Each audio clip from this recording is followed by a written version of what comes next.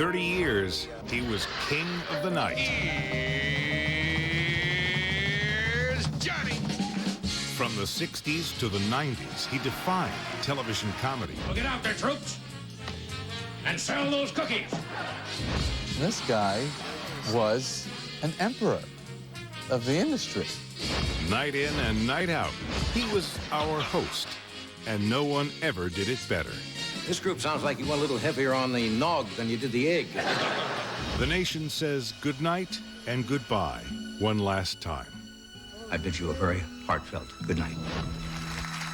Good night, Johnny. A Dateline special. Here now is Ann Curry. Good evening, everybody. Tonight, a special Dateline for a very special man who brought laughter into our lives as a member of the NBC family for more than 30 years, Johnny Carson.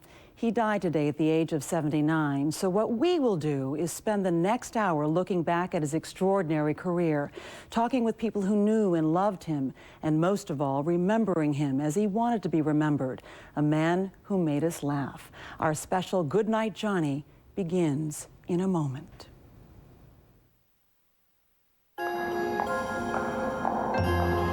Could you please locate the complete medical records of Stephen B. Smith in Midville, Indiana?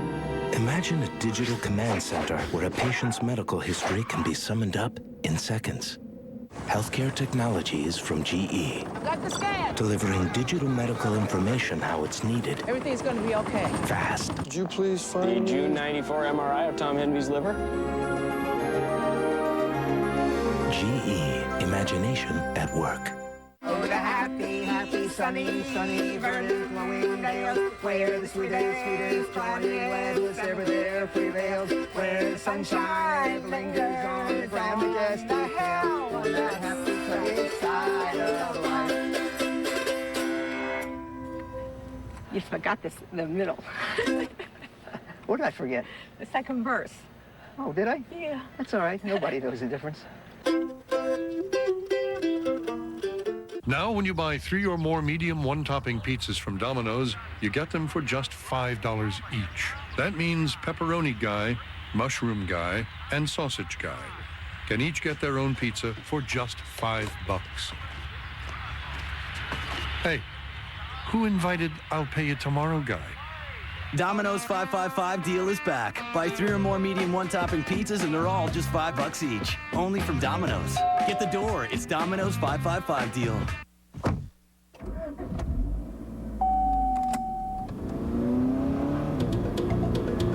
Mazda 3i. It's so much fun to drive. It was just named a 2005 Automobile Magazine All-Star. And here's another reason to get excited. Lease a 2005 Mazda 3i 4-door for just $179 a month for 42 months with $19.99 due at lease signing.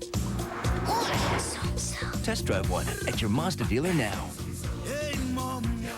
Wednesday, Teens and Sex. You think you know your kids, but you have no idea. They're like, yeah, you're not a virgin. I was in 6th grade. No idea. People have sex all over the place in my school. It's ridiculous. The 411 Teens and Sex, a Katie Couric special. Wednesday, 10/9 Central on NBC. Have you ever been afraid what might be inside you? Tuesday on Law & Order SVU. 2 killers. One with an obsession for the unbelievable. Trophies, each one from a different victim. The other with an obsession. Eye on you now. With her. Why me? All new Law & Order SVU, NBC Tuesday.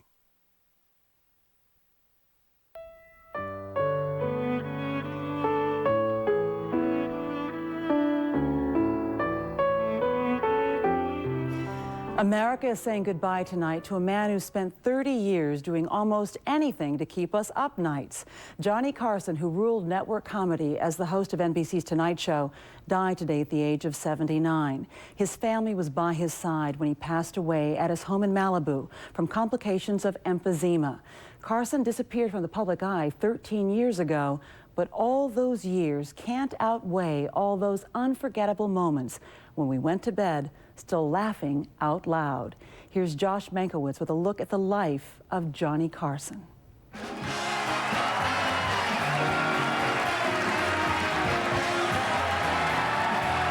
For 30 years, one man defined comedy in America. For 30 years, one man was the life of a nightly party. And the whole nation was invited. Here's Johnny! Night in and night out, Johnny Carson was seen more often and by more people than any other performer in the history of television. Hi, diddle diddle. He was urbane, but never slick. Hi, diddle diddle. How do you greet your diddle diddle in the morning? Hi, diddle diddle. Witty, but never cruel. This group sounds like you went a little heavier on the nog than you did the egg. A walking, talking piece of American art polished to a high gloss. His producer for 22 years said Carson was quite simply the perfect television host. If you had to invent somebody to do the job beautifully, he's the man the Lord invented for it. El Moldo, could you guess his hometown now? I'm working on it. Maybe Carson's talents were God-given. I see Chicago. No, I didn't say you lived there. I said I saw it. The Joey Bishop Show. But that didn't stop dozens of imitators from trying and failing to become the next Johnny Carson. Dick Cavett was one of them. So much more skill is involved in what he did, that people don't realize. God. She went to Lincoln High, and she was voted Miss Lincoln because every guy in school took a shot at her in the balcony.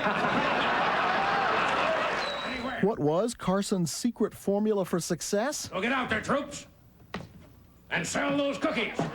Johnny's perpetually smiling lips were always sealed. God, I love cookies. The trouble is when you start to discuss comedy, it becomes awfully dull. Once you try to explain why something's funny, it's not funny. But biographer Ron Smith says Carson invented modern comedy by synthesizing many of the performers who had come before him. He had the warmth of Jack Benny. He had the Oliver Hardy glare into the camera. He had some of Jonathan Winter's weirdness, but he was able to combine this all into one all-American package. Got no credit, got no job, we don't care. Got a bad credit rating, we don't care. Got a prison record, we don't care. Don't expect to pay us, that's when we care. All of it was a roadmap to America's funny bone. Drive till you come to fork in the road. But if a joke didn't work, and plenty didn't, or if a guest would stink, and plenty did, Johnny always came out smelling like a rose. No one else ever got so much mileage out of bad material. And she said, deporting Robin Leach.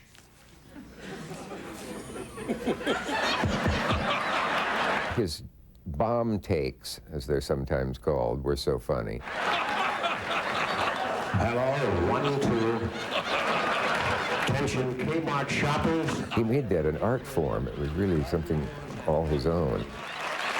But even when he laid an egg, Johnny was always NBC's golden goose.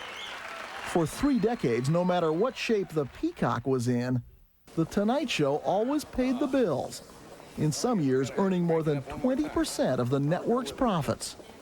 You know who Gene Kelly is? Fred Astaire? No, I don't. Okay. John Travolta? Mickey Mouse. In all, he schmoozed with more than 20,000 guests on 6,500 shows. Johnny was as big a star as any who came to sit on his couch. He could hold his own with anyone. This is a little sleeping bird. Isn't that cute? He'd always get the most out of the not-so-famous.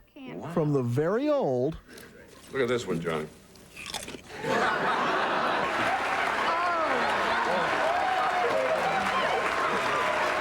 to the very young. I know when your birthday is. You know when my birthday is? Yes.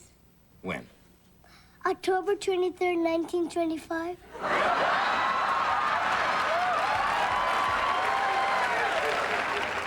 Here's Johnny.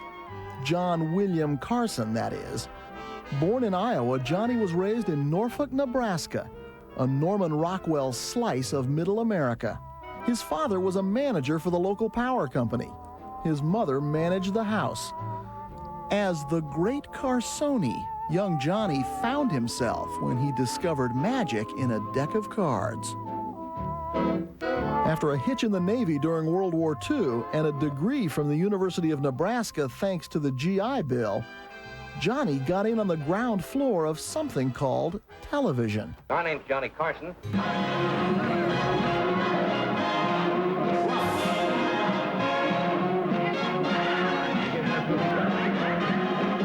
Carson took over The Tonight Show in 1962. And through a turbulent decade as assassinations, Vietnam, and a cultural upheaval rocked the nation, Johnny's easy brand of entertainment was a perfect tonic.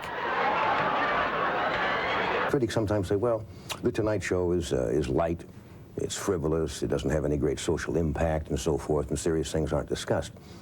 But that's not what I'm there for. There's nothing wrong with going out and just making people laugh or entertain. That's a certain social value in that. He knew the brink of rudeness, and there was never a question he'd cross the line. If Johnny said it, it must be in good taste. Welcome to Frontier Bridge.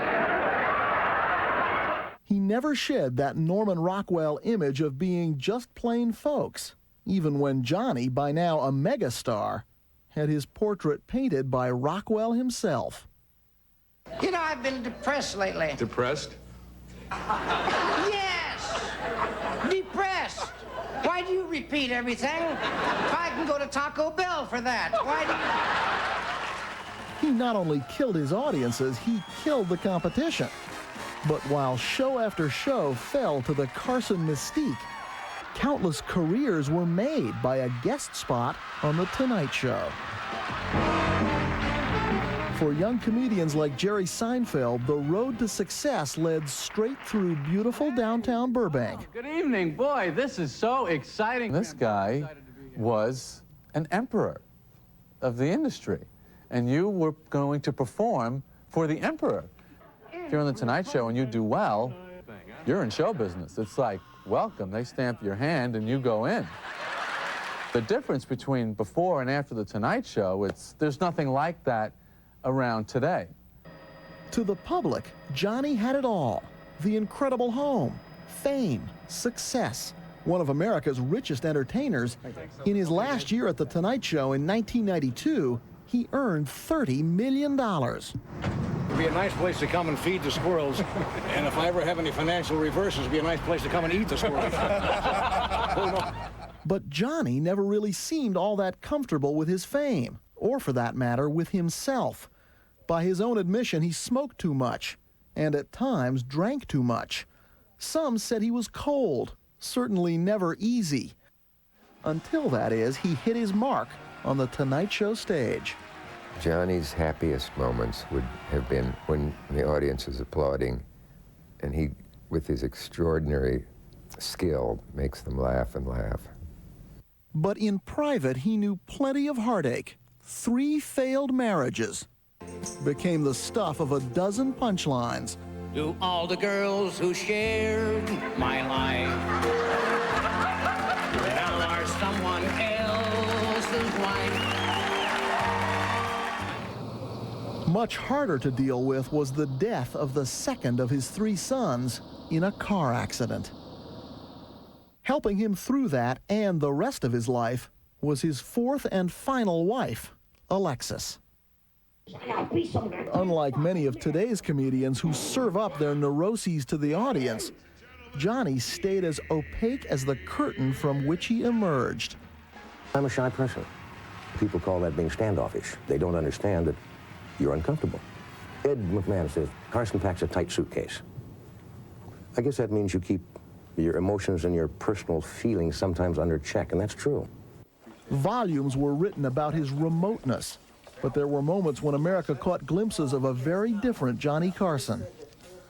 After a trip home to Nebraska, Johnny told Dick Cavett about a reunion with an old teacher and driving a car his father had owned 40 years earlier.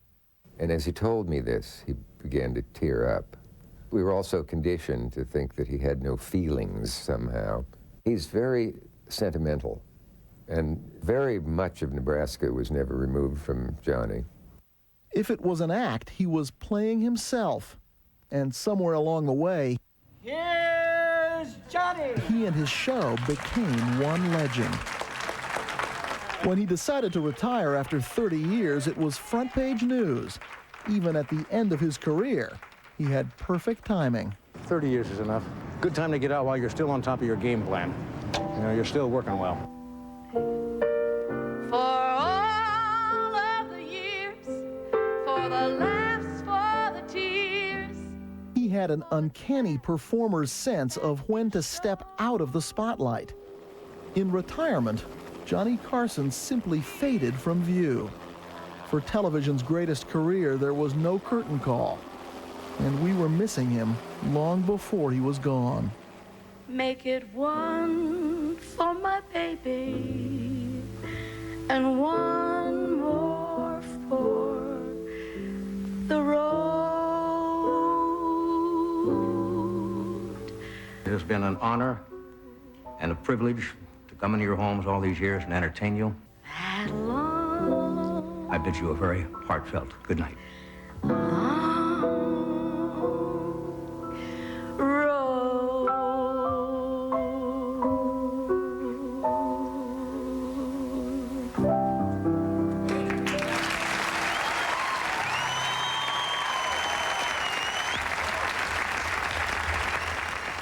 And when we come back, a rare interview with a very private Johnny Carson, plus more great moments from our nights with Johnny. I'm Ann Curry. For all of us here at NBC News, good night, and good night, Johnny.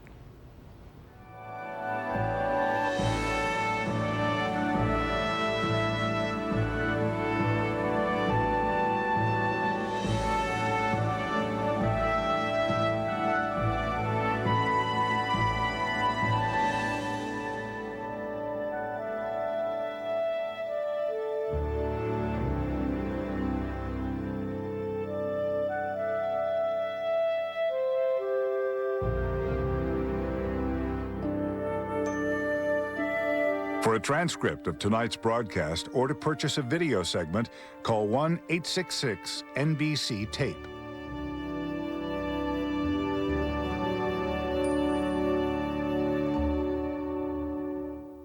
Tomorrow, a tribute to a man who made us laugh, Johnny Carson.